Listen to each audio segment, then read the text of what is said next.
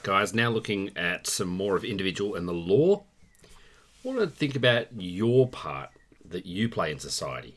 So thinking through rights and responsibilities still, if you're a part of society, then you actually have individual rights and responsibilities. It's almost like you have signed a contract with the state. The state's going to look after you. You're in a car crash. Well, highly trained doctors and nurses and paramedics are going to work their best to save your life. They're going to pay for, I'm going to pay as a taxpayer for your hospital bed, etc., etc., etc. You're going to be looked after, but you also have certain duties that you need to perform because you're a part of society. So your rights, you're entitled to have legal and various other entitlements that are set to you. You are legally prohibited at the same time from taking them away from someone else. These are your responsibilities. So you've got a legal and a moral obligation for others. Statute law calls them obligations or duties.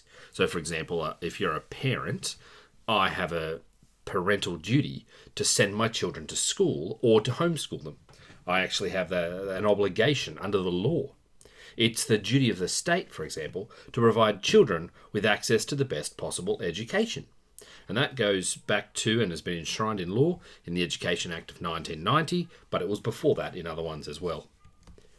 So we have this idea of common responsibilities and legal obligations. They come not just from statute law, they also come from common law. So this idea of duty of care that we've talked about. So Donahue versus Stevenson. Remember the random snail drink. The business had a legal responsibility or a duty of care to look after the people that they were serving. In the same way, doctors and patients, there's a duty of care there for a doctor. Employers have a duty of care for their employees, that they'll have a safe workplace and that nothing that they do in the workplace will endanger the people using their business or their actual employees. Now, breaching that duty of care can lead to action against you because you have been negligent, which is a fancy word for careless. What are some examples? Example of right, you have the right to vote if you're over 18. You also have moral rights. For example, you can own the work that you create. So there's two broad categories based on the Copyright Act for this example. You've got the right of attribution, that people need to attribute the work to you, and you can object if someone tries to claim it as theirs. So for example, my YouTube channel, a bunch of people they've downloaded my videos and they've added them to their videos. I have a right to make a claim against them and say, no, that's not your video, that's my video. So the Copyright Act is what kind of makes this all happen. The right of integrity is what's called that second category, and the creator has the right to object to anyone altering or modifying their work without consent. This is basically the idea that you could damage the creator's reputation if they made a beautiful song and you cut it up and turn it into something it's not.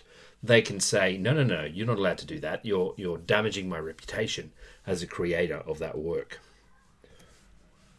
So this is books, this is paintings, songs, jingles, plays, computer games. All of these are examples of works that are created under the Copyright Act.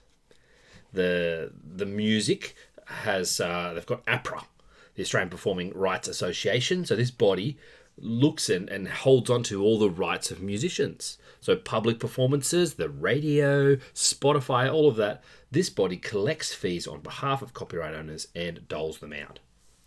So when it comes to recorded music, a license is actually required to use that. So you're in a public place, you can't just play anything you want. You actually need to pay for a license in order to play that. So, a ringtone, hold music when you call it a business, all of that should be licensed. Now, one of the other rights that we get, so that's talking about creation rights. Human rights comes into this as well. So if you're a member of society, it's not just, you get these rights because you're a member of that society. Human rights also come into this. So society is made up of human beings, and we have human rights that are fundamentally ours just because we're human beings. We're not allowed to be discriminated based on our age, our gender, our nationality, etc. I want you to have a think now. I'm going to give you 10, 15 awkward seconds of silence. Have a think of some examples where people's rights have been taken away in the past.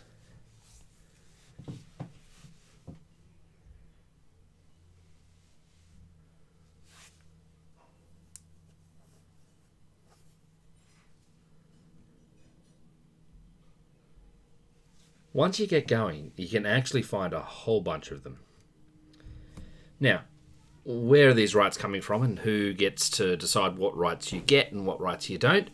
Well, it's all in the Constitution, or it's supposed to be in the Constitution and in statute law and in common law. But the Constitution only makes really brief references to rights. The authors actually believed that the common law would be enough to uphold a citizen's rights. They thought that the judges would do a fine job. So the Constitution only really mentions 5 express rights, 5 explicit rights. Freedom of religion, right to own property, right to a jury trial if you committed a crime. And there's 2 others that are eluding me at the moment. This leads us to a question that you've already asked. Should Australia have a Bill of Rights? It's really quite a crucial question because every other country, almost developed country, has them. And it's this question of, well, what if we receive a government that is really against a minority and pushes that, and everyone's against that, and there's no Bill of Rights to protect them? What's going to happen? So it's this question that really gets asked a lot in Australian life, and often it's by parliamentarians, by business people, or by lawyers, and so often we don't talk about it at school, but it really is a fundamental question. Should Australia have a Bill of Rights or not? Note that you should already know this. It's just a comprehensive list of rights available to those citizens. In America, everyone talks about the Second Amendment. What is that? It's the Second Amendment to the Bill of Rights. You have the right to bear arms in a well-regulated militia. New Zealand, there's an example where theirs wasn't until 1990. So it doesn't have to be a 200-year-old document here. New Zealand got theirs 30 years ago.